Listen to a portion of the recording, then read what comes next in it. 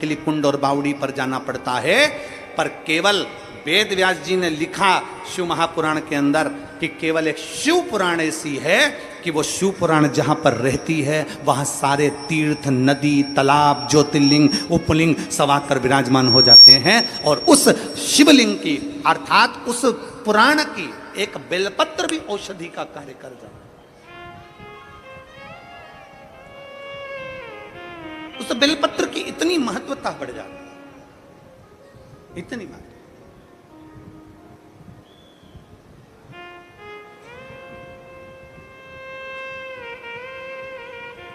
आज पूरे महाराष्ट्र का गौरव का विषय है।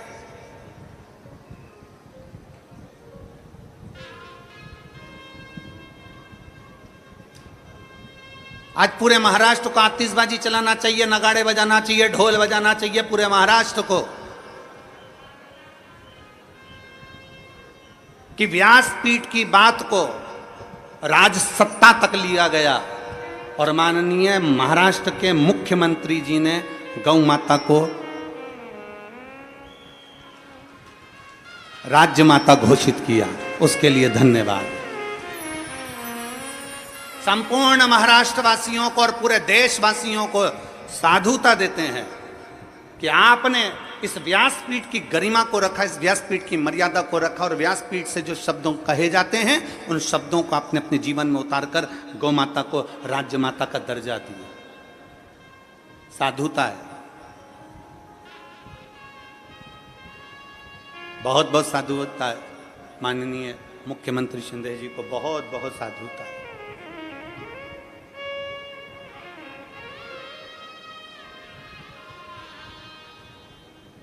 और मैं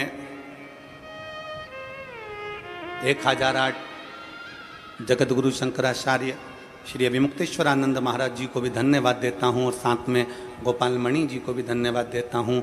साथ में श्री राजेंद्र दास महाराज जी को 1008 संत शिरोमणि श्री राजेंद्र दास महाराज जी को भी साधुवाद देता हूँ और सारी व्यासपीठों को साधुवाद देता हूँ जिन्होंने गौ माता के लिए बहुत कुछ बोला और आज महाराष्ट्र की सरकार ने गौ माता को राज्य माता घोषित करा, उसके लिए साधुता।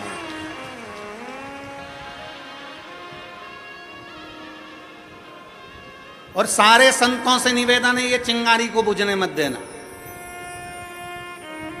इस चिंगारी को बुझने मत देना।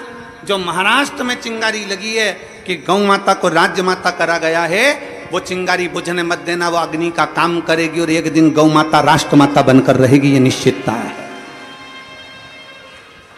चिंगारी बुझने ना दीजिए।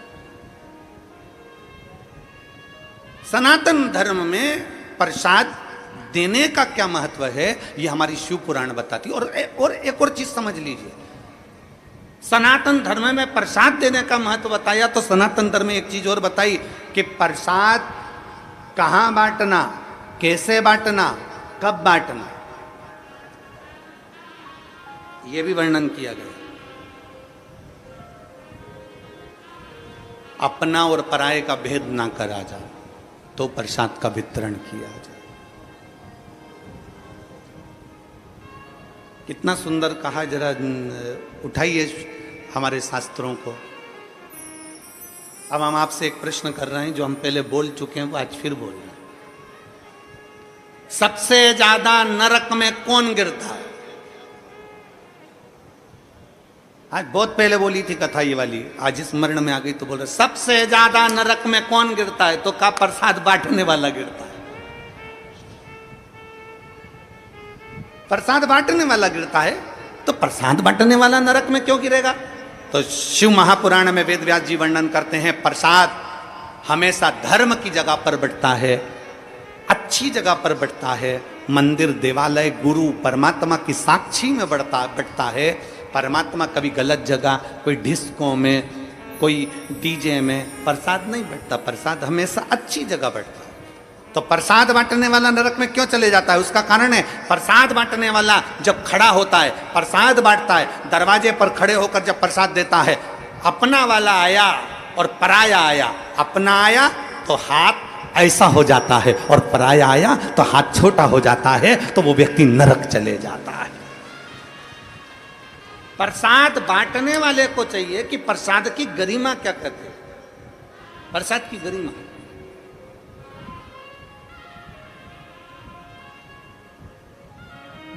कल हमने जो देखा यहाँ पर आमदार जी, बहुत अच्छा लगा उसके लिए, सुहास अन्ना जी, उसके लिए हम साधुता।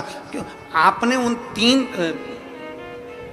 बेलपत्र के 3 पत्ते में से भी हम बोले भी इनको कि आपको 3 पत्ते की बेलपत्र, अगर इनको 1 पत्ता देना हो तो 2 आप रख लीजिए। तो कहने गुरुजी आप, उनका स्वास्थ्य खराब है, आप पूरा दे दो, पूरा दे दीजिए आप।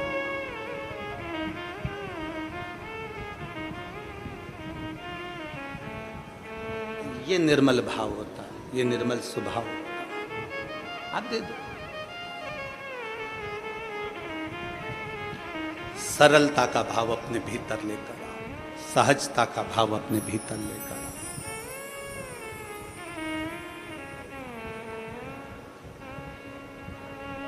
जब एक सरलता, एक सहजता अपने भीतर आती है, लोग कहते हैं मेरा भोला किसको मिलता है, तो शिव महापुराण की कथा कहती है भोले को भोला जल्दी मिलता है, भोले को भोला जल्दी मिलता है।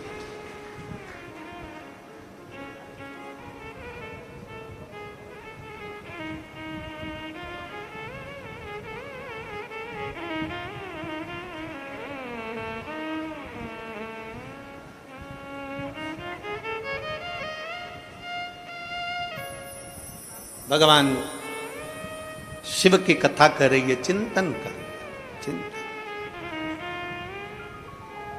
करो, चिंतन। असुर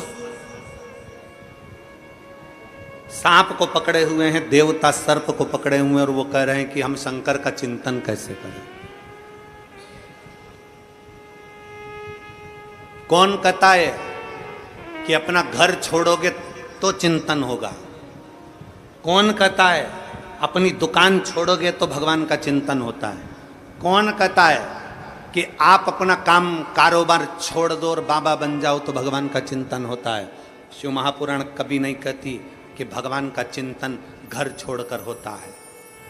सारे ऋषि घर छोड़े होंगे, संत घर छोड़े होंगे, पर मेरा भोलेनाथ अपना घर कभी नहीं छोड़ा। वो कैलाश पे रहता था, अपने पत्नी, बच्चे, परिवार सब के साथ रहता था। मेरा भोलेनाथ, उनके बच्चे गणेश जी, कार्तिकेय, उनके गणेश जी के धर्म पत्नी 2 रिद्धि सिद्धि, उनके बच्चे शुभ लाभ, फिर उनके बच्चे अमोद प्रमोद। भगवान अपने पोते पर पोते तक के साथ में रहते थे। भगवान शंकर अपनी धर्म पत्नी माता पार्वती के साथ रहते, भगवान शंकर अपने गणों के साथ रहते, भगवान शंकर अपने सर्व परिवार के साथ। भगवान शंकर अपना परिवार छोड़कर कहीं नहीं जाते।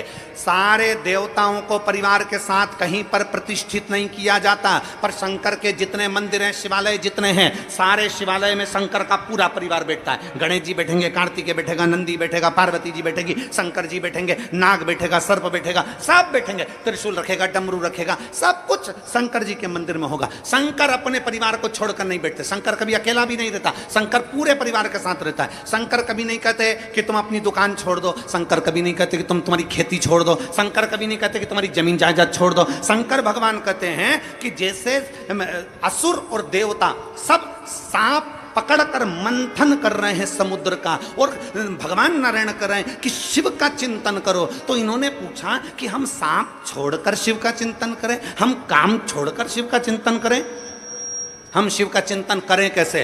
तब भगवान नारायण ने कहा नहीं, काम करते रहो और शिव का नाम जपते रहो, चिंतन हो जाए।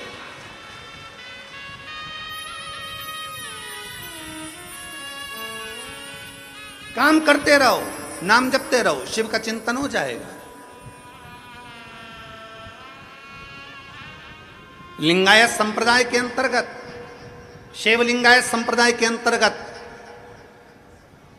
उनके गुरु उनके बच्चों के कान में कह देते हैं अपना कर्म करना है, दुकान चलाना है, व्यापार करना है, व्यवसाय करना, अपना कर्म करो, नौकरी करो, धंधा करो, बिजनेस करो, सब करो।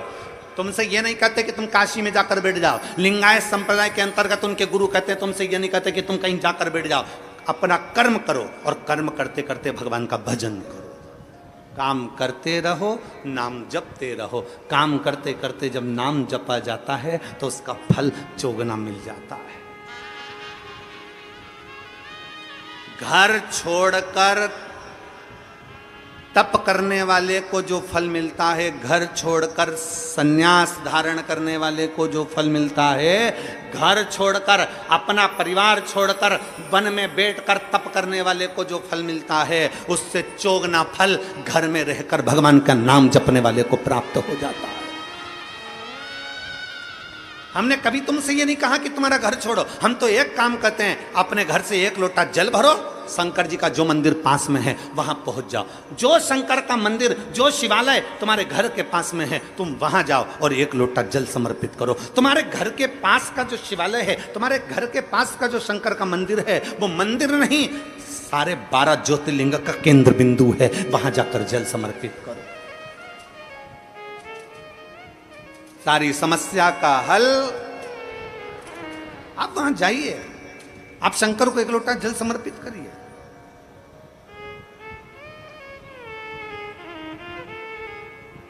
आप शिव के द्वार जाइए, आप शंकर का भजन करिए।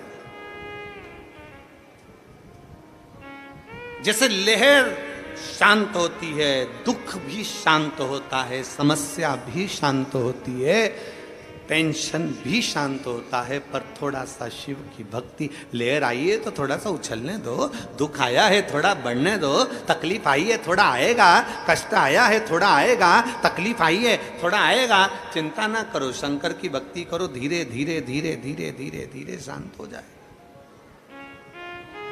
अपने स्वभाव को, अपने मन को, अपने चित्त को विचलित मत होने दो।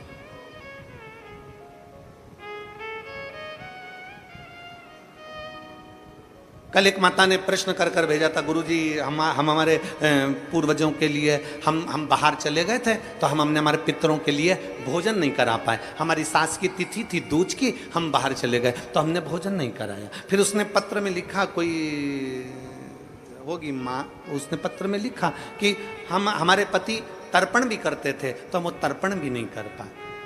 फिर कहा कि हम हमेशा सीधा भी देते थे, आटा चावल दाल शक्कर सब मिला के हम कहीं देकर आते थे, हम वो भी नहीं दे पाए।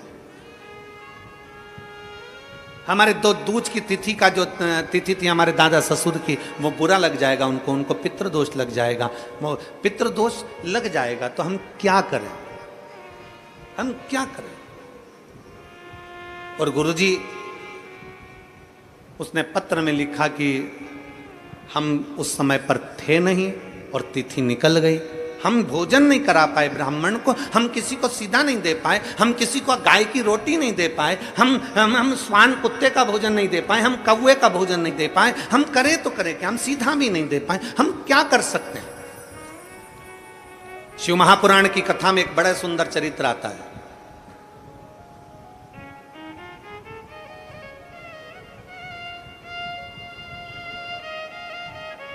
जब भगवान देवाधिदेव महादेव विराजमान थे, पितृलोक से पितरों के स्वामी आर्यमा, पितरों के स्वामी आर्यमा लेकर आए थे कौवे पर बिठाकर, और पृथ्वी पर उनको छोड़ा गया। कितने दिन के लिए? जम के बोलो, 16 दिन के लिए। बहुत ध्यान से सुनना कथा को। 16 दिन के लिए पृथ्वी पर पितरों को आर्यमा स्वामी ने, पितरों के जो स्वामी थे आर्यमा, कौवे पर बिठा कर लाए और उनको सारे पितरलोक के जितने जीव थे सबको पृथ्वी पर छोड़ दिया। पितरलोक पूरा खाली, पितरलोक पूरा खाली, पूरा खाली। सारे पितर पृथ्वी पर आ गए, सारे पितर। अब पितर पृथ्वी पर आए, आर्यमा स्वामी पितरों के देवता कौवे पर लेकर आए, नीचे छोड़ दिया पृथ्वी लोक पर, मृत्यु लोक पर। ये पृथ्वी लोक किसका? बैकुंठ भगवान विष्णु का है, ब्रह्मलोक ब्रह्मा जी का है, इंद्रलोक इंद्र का है, गरुण लोक गरुण का है, वरुण लोक वरुण का है, सर्पलोक सर्पों का, पताल आदि सबका। ये पृथ्वी किसकी है? जम के बोलो, ये मृत्यु लोक का स्वामी कौन है? देव अधिदेव महादेव। मृत्यु लोक का स्वामी कौन? भगवान शंकर, भगवान शिव। जब आर्यमा स्वामी पितरों को लेकर आए, पृथ्वी पर लाकर छोड़ा, भगवान शंकर के सामने जाकर आर्यमा स्वामी ने कहा, बाबा भोलेनाथ, शंभु त्रिकालदर्शी कैलाशी अविनाशी है शिव, कृपा करिए। शंकर भगवान ने पूछा, क्या बात है आर्यमा? आर्यमा क्या हुआ? आर्यमा स्वामी ने कहा, बाबा भोलेनाथ, 16 दिन पितरों के पूर्ण हो जाएंगे, अमावस्या के दिन पितर अपने अपने पितृलोक में चले जाएंगे, सारे पितर पितृलोक में पहुंच जाएंगे, सारे पितर।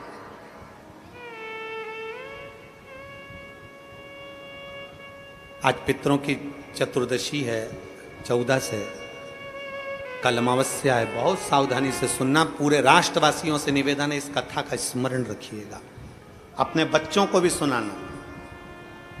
और टीवी चैनल की ये क्लिप अगर मिल जाए तो सारे विश्व में पहुंचाना कि ये पितरों का स्वामी आर्यमा स्वामी क्या कह रहा है। पितरों के स्वामी आर्यमा स्वामी कहते हैं, प्रभु प्रभु, हे शिव शंकर, हे ओघड़दानी, हे भोलेनाथ, हे त्रिकालदर्शी कैलाशी अविनाशी, आपसे निवेदन है, 16 दिन श्राद्ध में पितृलोक पूरा खाली हो गया, पितरों को लाकर मैंने मृत्यु लोक में छोड़ दिया। सारे पितृ, सारे पूर्वज जितने मर कर चले जाते हैं, वो 16 दिन पृथ्वी पर आकर इन जीवों के रूप में फिरते हैं, दिखते नहीं हैं, जीव के रूप में रहते हैं, अणु जैसे। आपको क्या कहें, आप में से किसी ने एक आध बार ऐसा करा है क्या कि धूप में से कांच की रोशनी को छांव में दिखाओ? किसी ने करा है? धूप की रोशनी में से, कांच में से छांव में दिखाओगे तो वो जो रोशनी जा रही है ना, उसमें छोटे छोटे कण नजर आते हैं। किस किस ने करा? जरा हाथ उठाओ जरा। हमने बचपन में करा। एक छोटा सा कांच का टुकड़ा लिया और उस कांच के टुकड़ों को धूप में से दिखाया, छांव में दिखाया, तो उस धूप में से दिखाने में उसमें एक रोशनी दिखती है, उस रोशनी में छोटे छोटे कण नजर आते हैं, छोटे छोटे कण नजर आते हैं।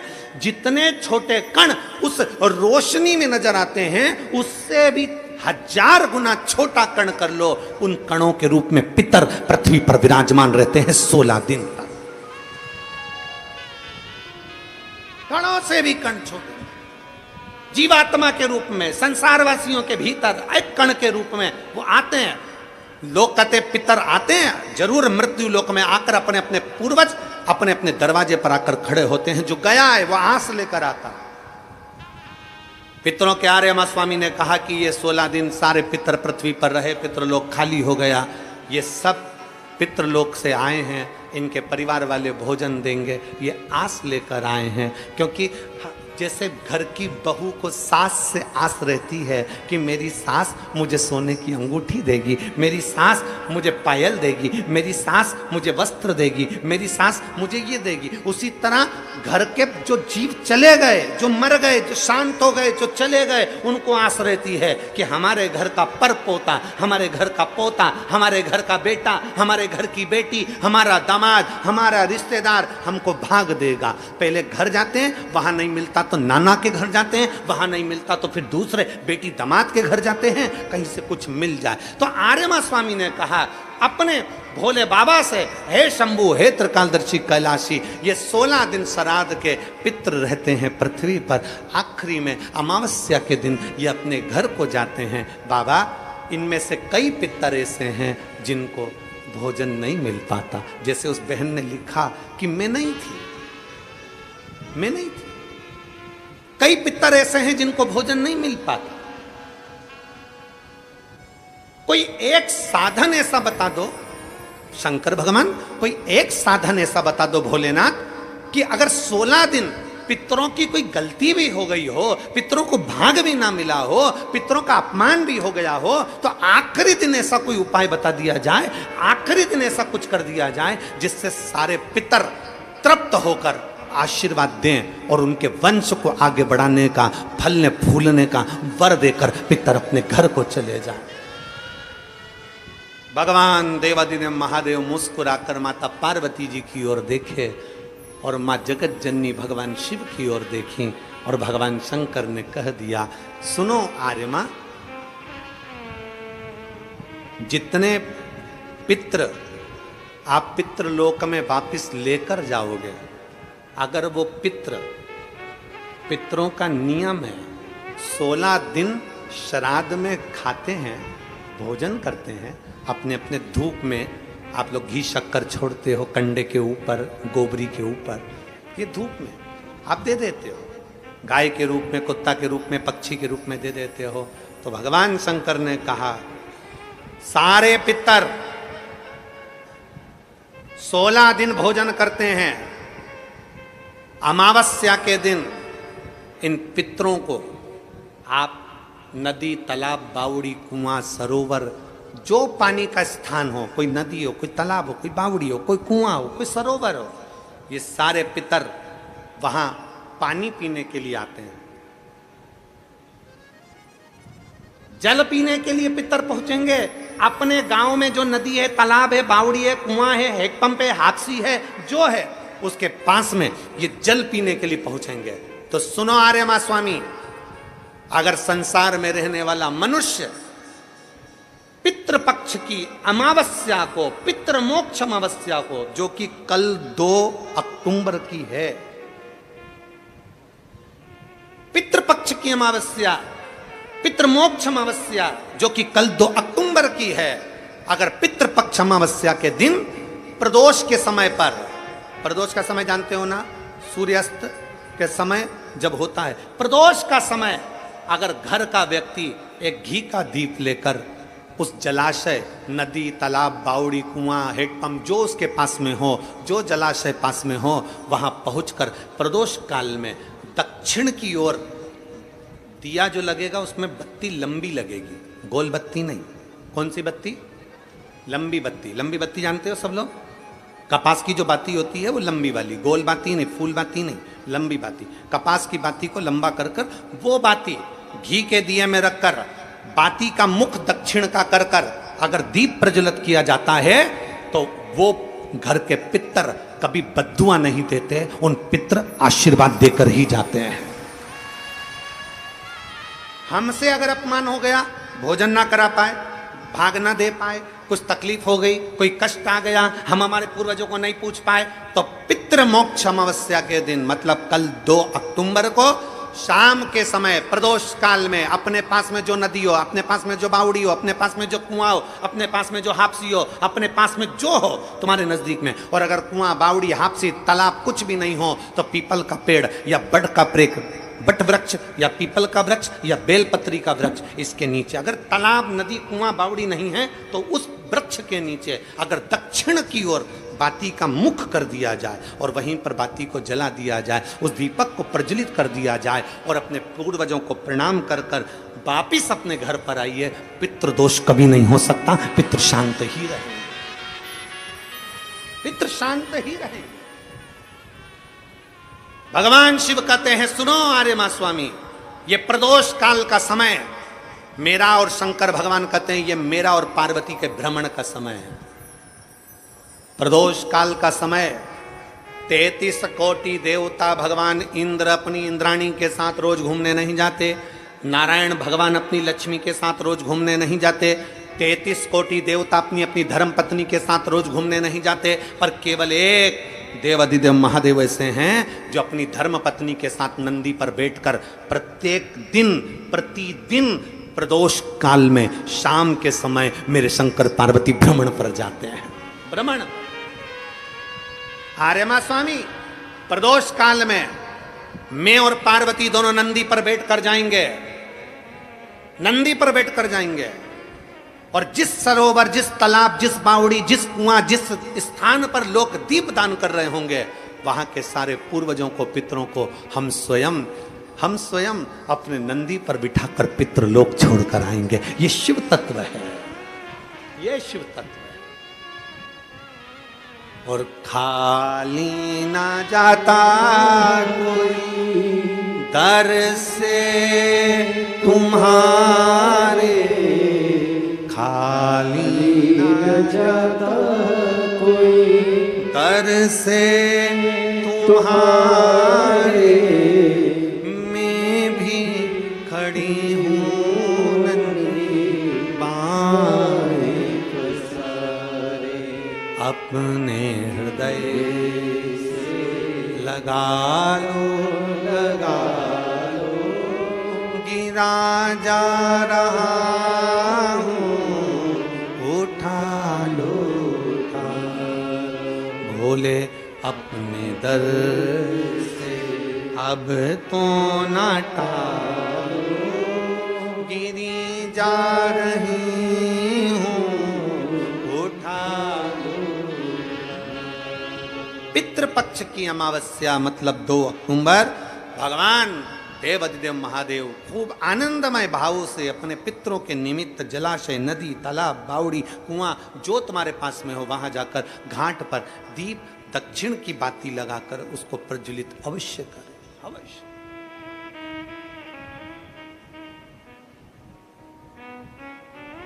कोई मौका मिल जाए दान पुण्य करने का तो करो, सत्कर्म करने का मिल जाए सत्कर्म करो, भजन करने का मिल जाए भजन करो, स्मरण करने का मिल जाए स्मरण।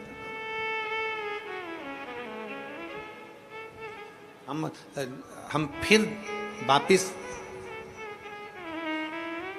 अंजुम ताई जी को और आमदार सुहास अन्ना जी को बहुत बहुत साधुवाद देते हैं। ताई, इतने सारे भक्तों को, शिव भक्तों को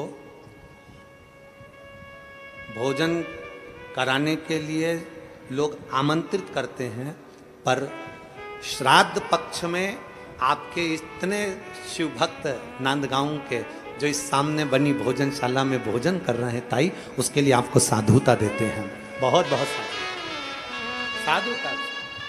इतना शिव भक्त, मेरे ओघड़ी शंकर का इतना भक्त, आपकी जो सामने भोजन भंडारा चल रहा है उसमें इतने शिव भक्त अगर भोजन कर रहे हैं तो ताई आपको बहुत बहुत साधुवाद है, उसके लिए बहुत बहुत साधुवाद। अन्ना जी आपको बहुत साधुवाद। कितना लोग तड़पते हैं कि हमारे घर लोग आए और श्राद्ध पक्ष में मुख झूठा करें। इतने नादगांव के इतने शिव भक्त आपकी इस भोजनशाला में मुख झूठा कर रहे हैं, उसके लिए साधुता है आपको। श्री शिवाय नमस्तुभ्यं। साधुता, साधुता है, बहुत बहुत साधुता। कितना कितना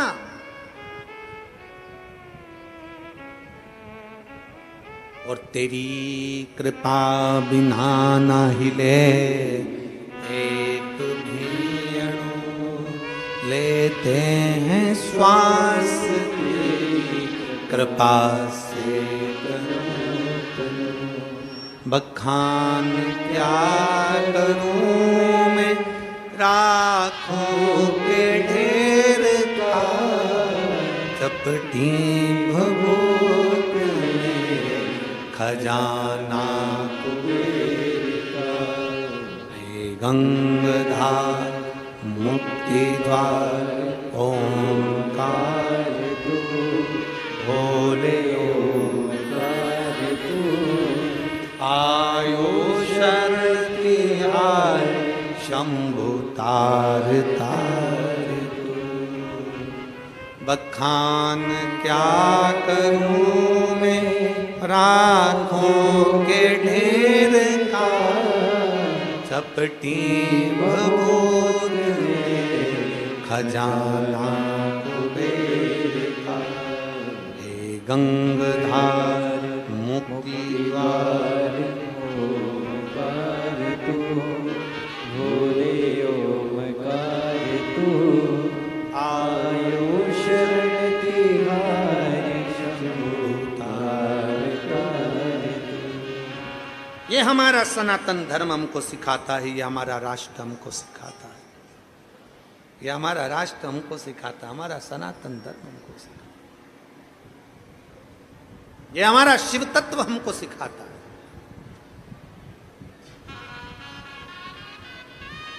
कल उस माता ने एक प्रश्न और लिखा था, गुरुजी श्राद्ध में कौवे को भोजन क्यों दिया जाता है?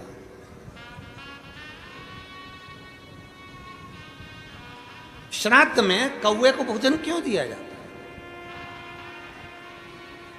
अरे भाई मेरी जीजी, मैं आपको हाथ जोड़कर प्रणाम कर कर निवेदन करना चाहूँगा कि श्राद्ध में कौवे को भोजन क्यों दिया जाता है। किसी साइंटिस्ट से पूछें, किसी वैज्ञानिक से पूछें, किसी रिसर्च सेंटर से पूछें कि कौवे को श्राद्ध में भोजन क्यों दिया जाता है। हमारा सनातन धर्म साइंस से जुड़ा हुआ है।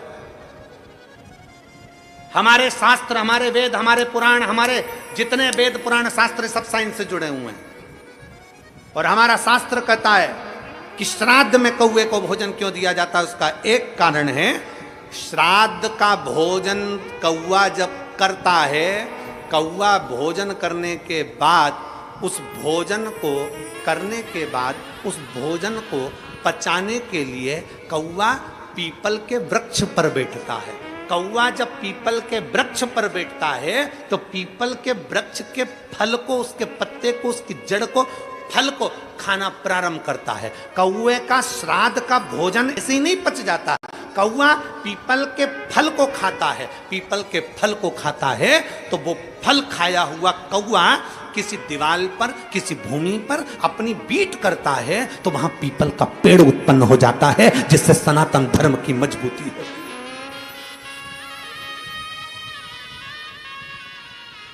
पीपल का वृक्ष उत्पन्न हो जाता है। पीपल का वृक्ष क्योंकि वो प्रकृति की रक्षा के लिए है, प्रकृति की रक्षा।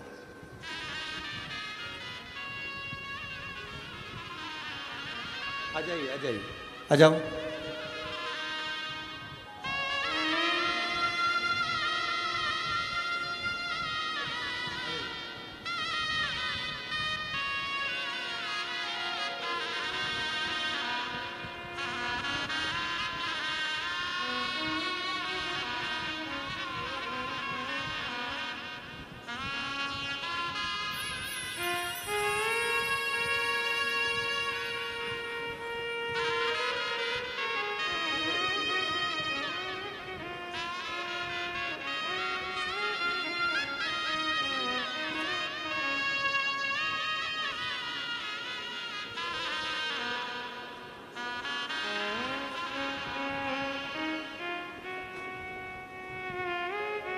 श्राद्ध पक्ष का, श्राद्ध पक्ष का वो भोजन कौवा पचा नहीं पाता। पीपल का फल खाता है, भोजन पचाता है। कितना विचित्र है हमारा सनातन धर्म। जरा देखिए कि एक पक्षी भी एक वृक्ष को लगाने की दम रखता है, तो आप और हमारा भी फर्ज बनता है कि कम से कम अपने पूर्वजों के नाम से एक वृक्ष। दिन में सूर्य प्रकाशित करता है, दिन में सूर्य प्रकाशित करता है, रात्रि में चंद्र प्रकाशित करता है। दिन में सूर्य प्रकाशित करता है, रात को चंद्रमा प्रकाशित करता है, रात को चंद्र प्रकाश करता है, और तीनों लोक में सनातन धर्म प्रकाश करता है। ये हमारा सनातन, ये हमारा सनातन धर्म है। दिन में सूर्य प्रकाश करता है, रात में चंद्र प्रकाश करता है, और तीनों लोक में सनातन धर्म प्रकाश करता है। ये हमारे सनातन धर्म की मजबूताई, उसका प्रकाश भूमंडल पर सदा आनंद देने वाला है। आनंद सारी समस्या का हल, जम के बोलो जरा, सारी समस्या का हल एक लोटा जल, एक लोटा जल। प्रतिदिन चढ़ाइए, प्रतिदिन शिवालय जाइए, प्रतिदिन शंकर के द्वार जाइए, प्रतिदिन शंकर का स्मरण करिए, फिर कथा करिए। चिंता और चिंतन में अंतर है, बहुत अंतर है। वही चिंता चिंतन की कथा चल रही है, वही समुद्र मंथन की कथा चल रही है, वही समुद्र मंथन की कथा। असुरों को गुस्सा आ गया, असुरों ने सोचा हम काहे को शंकर जी को जल चढ़ाएं, हमें क्या करना शंकर जी को जल चढ़ाकर। अरे भाई, शिव महापुराण की कथा कहती है, चाय और चरित्र जिस पर गिरते हैं, जिस पल गिरते हैं, दाग जाता ही नहीं है। चाय का भी दाग नहीं जाता, चरित्र का भी दाग नहीं जाता, इसलिए सावधान,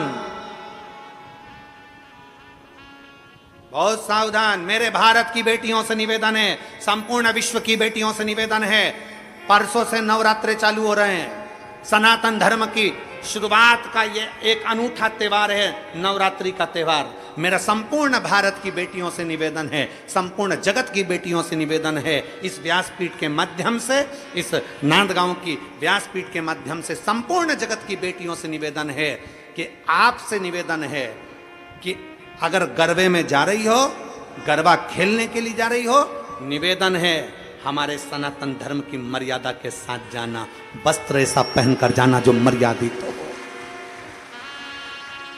वस्त्र ऐसा पहनकर जाना जो मर्यादित हो।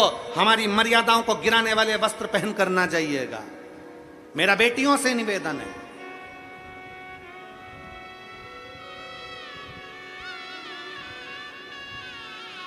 और इस भूमि से इसलिए कह रहा हूं क्योंकि ये हमारे बीच में बैठी हैं अंजुम ताई, सो अंजुम ताई, मैं आपके सम्मुख में ये बात इसलिए कह रहा हूं क्योंकि आप यहाँ की सारी बेटियों को, सारी महिलाओं को एक ऊर्जा देते, अगरबत्ती बनाने का, धूप बत्ती बनाने का, कप बनाने का, बेग बनाने का, ये करने का, आप बेटियों को ऊर्जा देते। इसलिए इस व्यासपीठ से ये शब्द निकला कि मेरा भारत की बेटियों से निवेदन है कि अपनी मर्यादा ना भूलें, अपने तन पर जो वस्त्र धारण कर आप जाएं कथा, आप उसमें गरबे के अंतर्गत तुम मर्यादित वस्त्र पहनकर जाना, मर्यादा से हटकर वस्त्र ना पहनना, मर्यादित वस्त्र का स्मरण किया।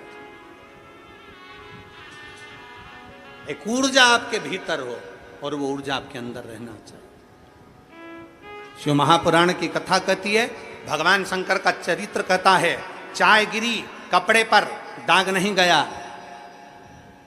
चरित्र गया, दाग नहीं गया, नहीं गया। आप उसको मजबूत बनाइए, उसको प्रबल बनाइए।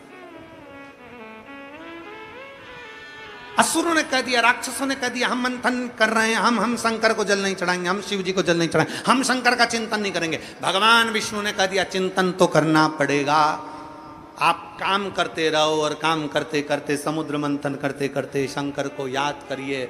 शिव को याद किया, समझ लो कि शंकर का अभिषेक हो गया, शिव को याद किया, समझ लो शंकर का भजन हो गया। तुम याद, एक पत्र,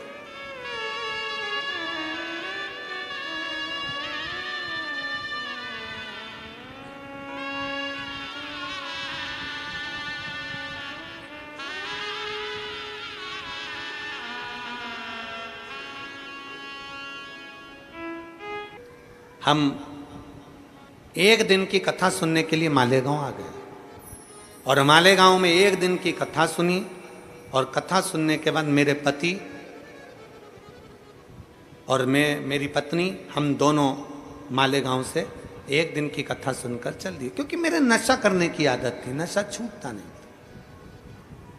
कथा पूरी हुई 5 बजे, हम घर गए, मंदिर में 1 लोटा जल चढ़ाया, जल चढ़ाकर मैंने आचमन करा।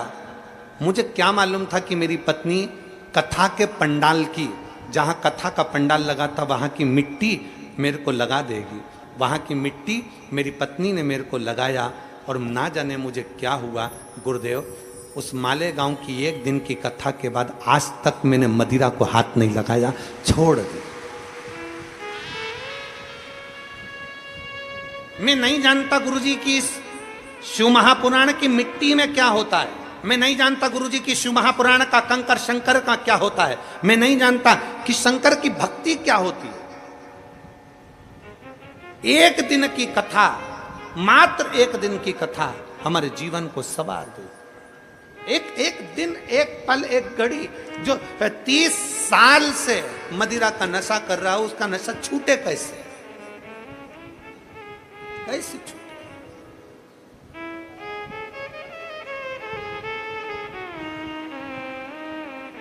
आए क्या? आ जाओ।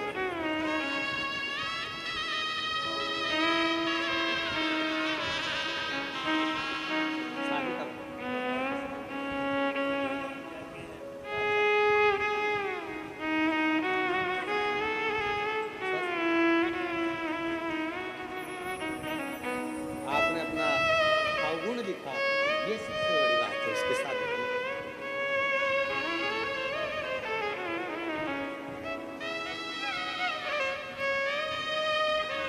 एक शिव भक्ति।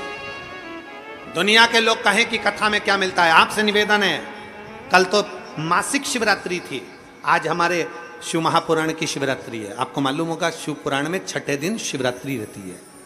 शिव पुराण की शिवरात्रि क्यों रहती है? क्योंकि आज के दिन रात में लोग पूरी रात संकीर्तन करते हैं।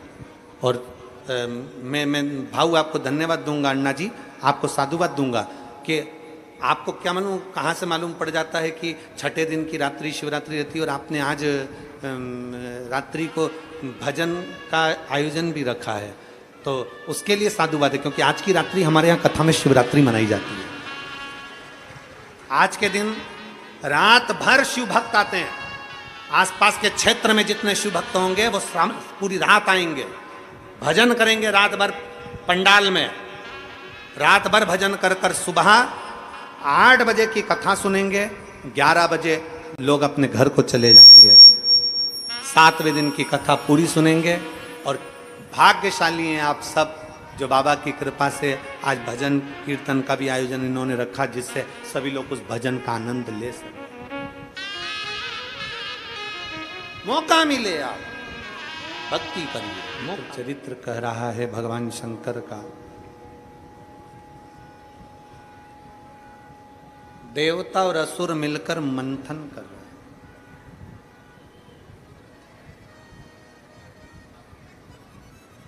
भगवान नारायण ने कहा कि असुरों को भी और देवताओं को भी, किन्नर को भी, गंधर्व को भी, नागों को, अप्सराओं, सबको कहा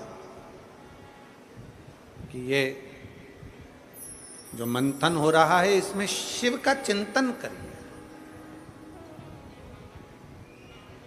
जब दुख मंथन हो, इसका स्मरण रहिएगा थोड़ा सा,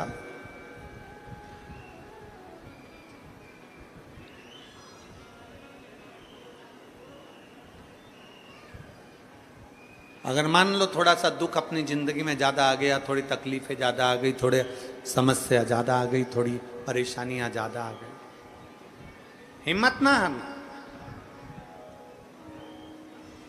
दुख में, तकलीफ में, कष्ट के समय पर अपनी मेहनत को 4 गुना करिए।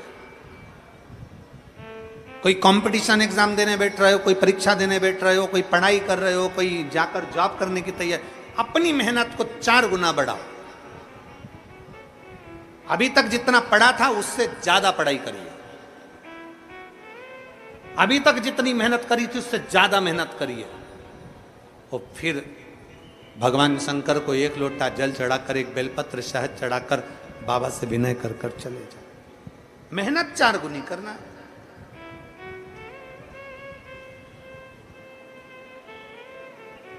और जब आप भगवान पर आश्रित हो जाते हो, एक पत्र है,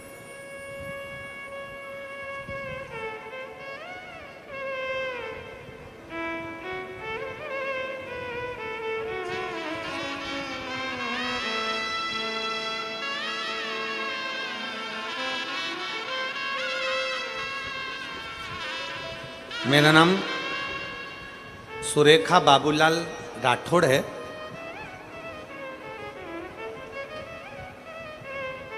मेरा पता मोला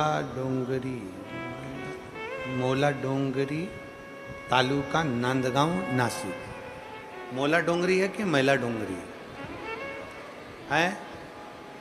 तुम समझ गए ना? बस ठीक, जाने दो, तुम्हें समझ में आना चाहिए, बाकी के तो सब चल जाएगा। मेरा पता, मेरा नाम सुरेखा बाबूलाल राठौड़ है। मेरा पता डेस डेस डेस तालुका नांदगांव नासिक है। ठीक है? कहीं बैठी हैं? आ जाओ, एक बेलपत्र ले जाना। आ जाइए, आ जाइए। बच्ची आई हो तो उसको भी ले आइए। मैं तालुका नांदगांव नासिक की रहने वाली हूँ। मैं सबसे पहले माननीय सुहास अन्ना कांदे जी को धन्यवाद देना चाहती हूँ, जिनकी वजह से हमें नांदगांव वासियों को ये कथा श्रवण करने का सौभाग्य मिला। गुरुजी, आपके 1 लोटा जल में क्या वर्णन करूं। मेरी छोटी बेटी 11th क्लास में पढ़ती है। रात को उसको पेट में दर्द हुआ, बहुत ज़्यादा तकलीफ होने के बाद में हम उसको नांदगांव हॉस्पिटल में, वर्धमान हॉस्पिटल में लेकर गए। हॉस्पिटल में लेकर गए तो डॉक्टरों ने दवाई वगैरह दे दी, जांच वाँच चालू हुई और जांच होने पर पता चला कि इसका अभी की अभी 1-2 दिन के अंदर ही ऑपरेशन करना पड़ेगा। बच्चे का ऑपरेशन करने के लिए जब बोल दिया गया, हम घबरा गए। तब हमने विचार करा कि इसको और भी हॉस्पिटल में दिखाएंगे। हम उसको लेकर 40 गांव के हॉस्पिटल में पहुंच गए। 40 गांव के हॉस्पिटल में भी हमने बताया तो वहाँ के डॉक्टरों ने भी कहा कि इसका ऑपरेशन कराना ही पड़ेगा। अब हम घबरा गए, करें तो करें क्या। 11th क्लास की मेरी बेटी और इसका ऑपरेशन कराना ये कहाँ तक श्रेष्ठ कर है। तब हमने किसी के कहने पर, हॉस्पिटल के बाहर एक ऑटो वाले के कहने पर हमने शंकर जी को जल चढ़ाया। शिव जी का चढ़ा हुआ जल हमारी बेटी को देना प्रारंभ करा। किसी ने हमको भगवान शंकर का रुद्राक्ष सीहोर का लाकर दे दिया। हमने उसी को तांबे के कलश में गलाकर शंकर को चढ़ाकर वो पानी अपनी बेटी को देना प्रारंभ करा। और हम 40 गांव 4 दिन के बाद में बेटी को ऑपरेशन के लिए लेकर गए। जब बेटी को ऑपरेशन के लिए लेकर गए तो वहाँ पर डॉक्टरों ने ऑपरेशन के पहले जांच करा और जांच में आकर कह दिया कि इसको अब ऑपरेशन की जरूरत नहीं है, तुम्हारी बेटी पूर्ण तरह से ठीक हो चुकी है। मैं बाबा को धन्यवाद देने के लिए आया हूँ। आ जाइए अगर आए हो। मेरा नाम सुरेखा बाबूलाल राठौड़ है। मेरा पता देश तालुका नांदगांव नासिक है। ठीक है, शिव कृपा। आ जाओ।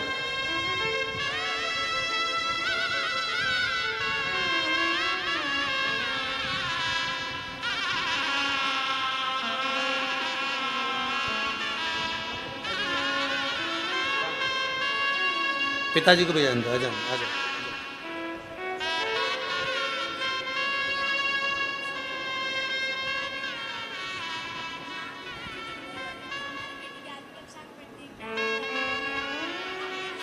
बेटी कह रही है, मम्मी पापा दोनों रो रहे थे कि बेटी का जीवन है और ऑपरेशन का डॉक्टर बोल दिए, पर बेटी कह रही है कि मेरे 1 लोटा जल पर इतना भरोसा था और मैंने मेरे मम्मी पापा से कह दिया था कि भले ऑपरेशन के लिए ले जाओ पर मेरा ऑपरेशन नहीं होगा। मेरा बाबा साहब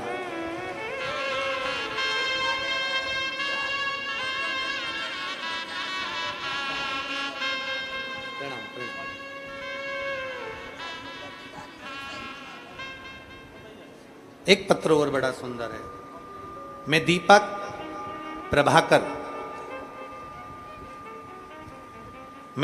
प्रभाकर मुकाम पोस्ट पीपल कोठा तहसील एरंडोल जिला जलगांव महाराष्ट्र से हैं। कहीं बैठे हैं? आ जाइए, एक बेलपत्र लेकर जाइए। आ जाइए। एरंडोल तहसील से जलगांव महाराष्ट्र के हैं। मैं बाबा कथा के पंडाल में बैठकर कथा सुनने का वर्णन करना चाहता हूं। गुरुदेव, मुझे एक लड़का और एक लड़की है। मेरी पत्नी, हम सब मिलकर बाबा का धन्यवाद देने के लिए आए।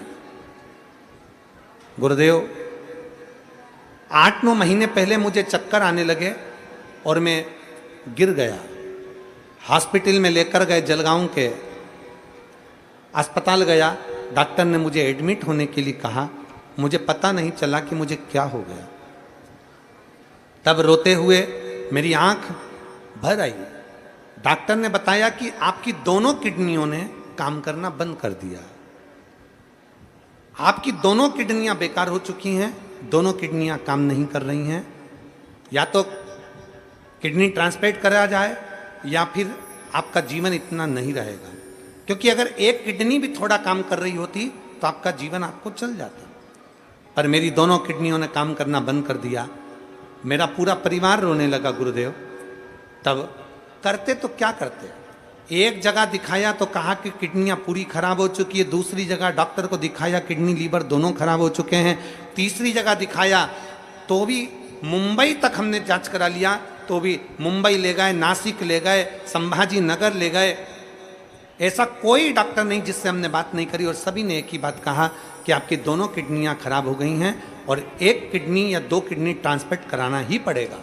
तब हम हताश हो गए और हताश होकर हम देवाधिदेव महादेव के मंदिर जाना चालू कर दिया। शिव जी को जल चढ़ाते, आचमन कर लेते, सीहोर गए, वहाँ का कंकर शंकर लिया है और रुद्राक्ष का जल पीना प्रारंभ करा।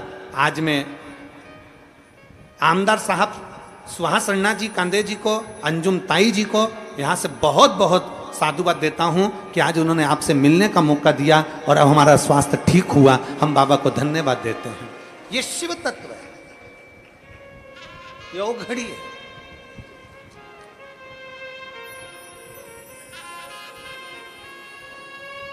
अजय अजय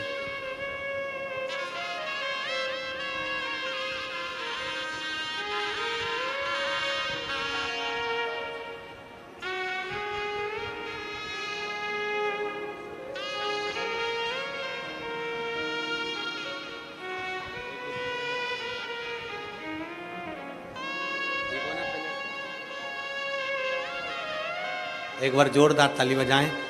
जिनकी दोनों किडनियां बेकार हो गई थी, मुंबई आदि सभी डॉक्टरों ने किडनियों को बेकार कह बताया और शंकर पर चढ़ा हुआ 1 लोटा जल और शिव पर चढ़ी हुई 1 बेलपत्र हमारे जीवन को सुख प्रदान करते। बोल बम का नारा है, सारी समस्या का हल। जम के बोलो जरा, सारी समस्या का हल केवल 1 लोटा जल। जब समस्या हो, जब दुख हो, जब तकलीफ हो, जब कष्ट हो, शिव के पास जाइए, अपना 1 लोटा जल समर्पित कर दीजिए। दिल से बाबा को रिझाइए, दिल से। शिव कथा कर, तेरे दरबार की बाबा निराली शान देखी, तेरे दरबार की बाबा निराली शान देखी है। तुझे देते नहीं देखा, पर झोली भरी देखी। मुख दुनिया मोड़ेगी, बाबा तू मुखड़ाना मोड़ी। मेरी लगी परीती नू, बाबा तू वेना।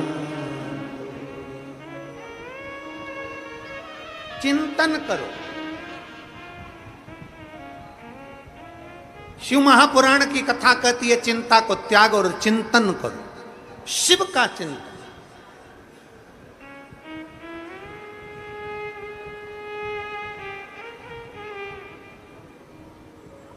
शंकर भगवान जैसा चिंतन जिंदगी में सुख प्रदान कर देता है। मां जैसा प्यार, पिता जैसी वफादारी और महादेव जैसा साथ दुनिया में कोई नहीं दे सकता। दुनिया में कोई नहीं दे सकता। मां जैसा प्यार, पिता जैसी वफादारी और महादेव जैसा साथ दुनिया में कोई नहीं दे सकता, जो मेरा देवाधिदेव महादेव देता है। तुम्हारे हारने के समय, तुम्हारे दुख के समय, तुम्हारे कष्ट के समय, तुम्हारी तकलीफ के समय, तुम्हारे को दुख और कष्ट के समय पर अगर 1 लोटा जल चढ़ाने के लिए शिव के पास गए हो, तुम्हारा हाथ मेरे देवाधिदेव महादेव ने पकड़ लिया है, मेरे शंकर ने, मेरे वो घड़ी ने पकड़ लिया। उस पर आश्रित हो जाओ, आश्रित।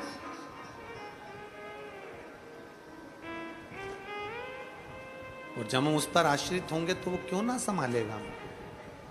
हमने पहले कथा में कहा था, बच्चा टेबल पे से कूदता जब है जब उसके माँ बाप होते हैं। बच्चा टेबल पे से जब कूद रहा है, जब उसके माता पिता बैठे हुए हैं तो देखता है मेरे मम्मी पापा मुझे संभाल लेंगे। आप भी उस बच्चे जैसे बन जाओ, शंकर के भरोसे जो तुम्हें करना है, जो तुम्हारी चित्तवृत्ति में है, जो तुम्हारे मन में है, आगे बढ़ने के लिए, तुम्हारे को जीवन में सुख प्राप्त करने के लिए जो करना है, आगे बढ़ने के लिए तुम शंकर के भरोसे कूद पड़ो और बाबा देवाधिदेव महादेव संभाल लेगा। अपनी लगनता से, अपनी मेहनत से, अपने कर्म के प्रति जागरूकता से बढ़ते चलो। असुरों ने कह दिया हम जल नहीं चढ़ाएंगे, भगवान नारायण ने कह दिया मन से स्मरण करो, तुम्हें कहीं जाने की जरूरत नहीं, जल चढ़ाने की जरूरत नहीं, तुम कहीं मत जाओ, दिल से, हृदय से, चित्त से भगवान शंकर को याद करो। चिंतन किया तो फल ये मिला कि भगवान शंकर आकर प्रकट हो गए। शिव जी ने कहा नारायण क्या बात है? भगवान नारायण ने कहा प्रभु ये विष निकला है और हलाहल विष कोई लेने को तैयार नहीं, इस विष का हम करें क्या? इस विष को हम कहां लेकर जाएं? ये विष हम किसको दें? ये जहर हम किसको दें?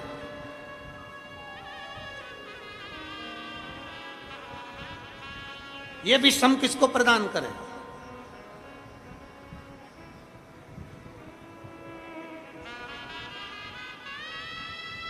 भगवान शंकर मुस्कुराकर कहते हैं तुम चिंता ना करिए नारायण, यह हलाहल विष आप मुझे दे दीजिए, यह हलाहल विष आप मुझे दे दीजिए, लाओ ये विष मुझको दो, दीजिए मुझे विष।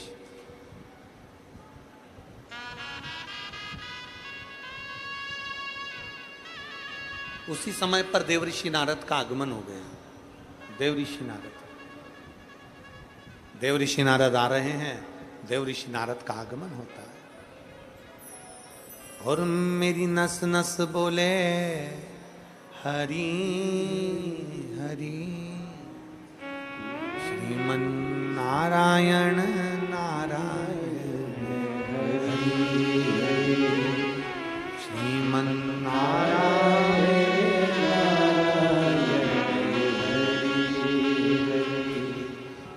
मेरा रोम रोम बोले हरि हरि, मेरा रोम रोम बोले हरि,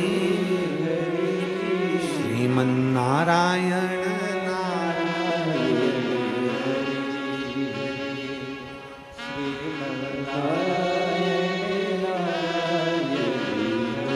देवऋषि नारद का आगमन हो गया। देवऋषि नारद आए, भगवान शंकर के हाथ में विष का पात्र है, भगवान शंकर के हाथ में विष का पात्र, हलाहल विष भरा हुआ पात्र है।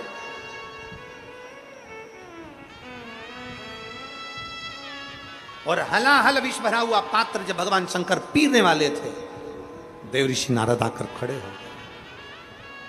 देवऋषि नारद ने कहा बाबा ओगरदानी, त्रिकालदर्शी, कैलाशी, अविनाशी, हे शिव, आपको मालूम है ये वो विष है जिसको पृथ्वी भी नहीं झेल सकती, ये वो विष है जिसको जल भी नहीं झेल सकता, ये वो विष है जिस विष को आकाश भी नहीं झेल सकता, ये वो विष है जिसको नाग, किन्नर, असुर, गंधर्व, सुर, असुर कोई नहीं झेल सकता, ये विष वो है। ये साधारण विष नहीं है। हे भोले बाबा आप इस विष को मत पियो, देवऋषि नारद कहने के लिए आए, कहने के लिए ना ना ना। पार्वती जी को मालूम पड़ा कि देवऋषि नारद मना कर रहे हैं कि विष मत पियो, तो पार्वती जी ने तुरंत आकर कहा बाबा भोलेनाथ जी से आप विष मत पीना। जब देवऋषि नारद मना कर रहे हैं कि विष मत पियो, क्यों पी रहे हो?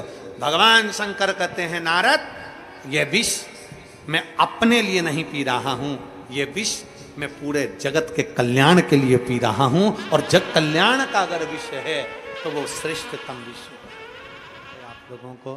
क्योंकि कल कथा का विराम दिवस है, सुबह 8 बजे से 11 बजे तक कथा रहेगी, इसलिए आज पितरों की सुंदर भाव से विनय निवेदन करते हुए आप और आप जितने बैठे हैं सब बैठकर बाबा से निवेदन करिए, जहां जगह मिल जाए। 2-4 मिनट बाद तो कथा विराम हो ही जाएगी, पर दिल से बाबा से करिए।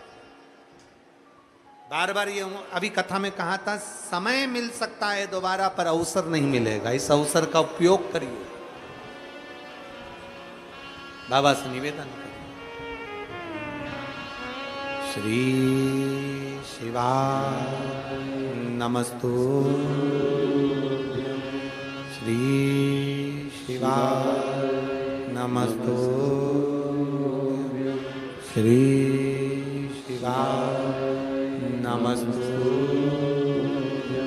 श्री शिवाय नमस्तु, श्री शिवाय नमस्तु। भोला सब दुख काटो, ओ भोला सब दुख काटो। शिव शंकर जपो तेरी माला, भोले बाबा जपो तेरी माला। भोला सब दुख काटो, ओ भोला सब दुख काटो। वेश मंगल मंगलकारी, वेश मंगलकारी। शमशान वासी